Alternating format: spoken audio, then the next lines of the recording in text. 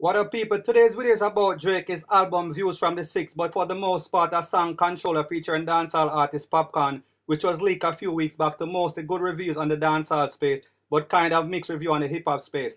I want to find out the reason why Popcaan verse was replaced with Beenie Man's sample.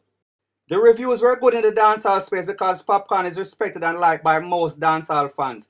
Mixed review in the hip hop space because not all hip hop fans are fans of dancehall, and Drake has a cult following of fans that want to hear him by himself, unless it is a song with another heavyweight such as the song Work with Rihanna. They will say that it is watered down, so Popcaan might not have gotten a fair review unless the song was straight fire from the start. Like I said before, the mixed reviews could have played a part in the decision. In the era of social media, feedback is instant and influential, and maybe Drake and his team at OVO were not willing to take the gamble that this song is being viewed as questionable.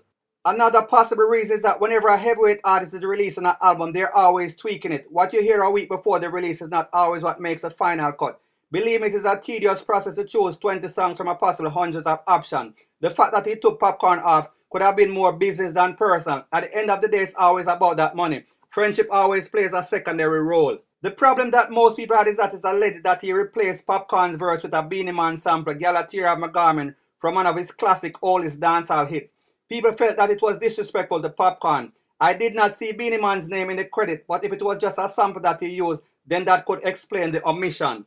Another possibility is that maybe when they listened to both versions of the song, Drake and his team felt as if the Beenie Man version was better. Although a lot of people might feel as if Popcaan is more relevant than Beenie Man and him and Drake are friends, it should have been an easy choice to endorse Popcaan instead of Beenie Man. People, the hip hop business is not a friendship business. It does not work like that. Beenie Man's song is a classic. It is an already tried and proven hit. Maybe they wanted to go the safe route. After weighing the pros and the cons, they decided that Beenie Man's song sounded better and was safer. They don't care about who we think is relevant or Popcaan feelings. It's all about what their feelings is. What's best for Drake and OVO. The biggest problem I think that people have is that they saw Drake endorsing Popcaan and thought that the friendship bond was there. In a sense, Drake was gaining the respect and acceptance of the dancehall fraternity and fan base on a whole.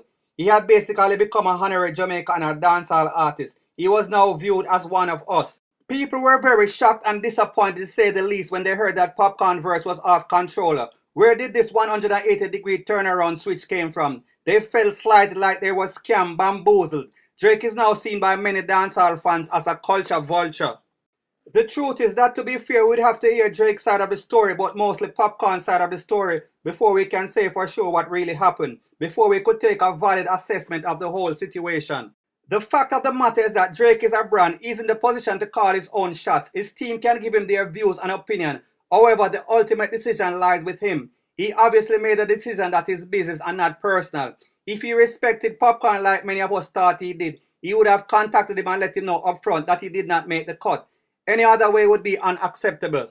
One very important fact to note is that Drake and the OVO team have a reputation of allegedly not liking to pay their ghostwriter. There have been at least 2 different recent incidents where the writers on their team claim they were not being paid. They are being used and not given the endorsement to put out any of their own songs. Basically, they are saying that OVO and the team is a sweatshop.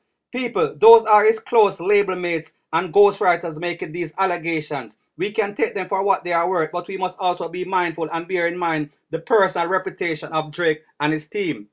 The truth about dancehall is that everybody sees it as a free-for-all. It has no structure, no backing, no protector. They come and they take a piece of sample from here and a piece of sample from there. We're in such a desperate state that we don't even know our own value. We allow everybody to use and abuse us and then cut. We get the bigger but not the monetary gain. As far as I'm concerned, artists and producers need to start standing up for their rights, defend their money.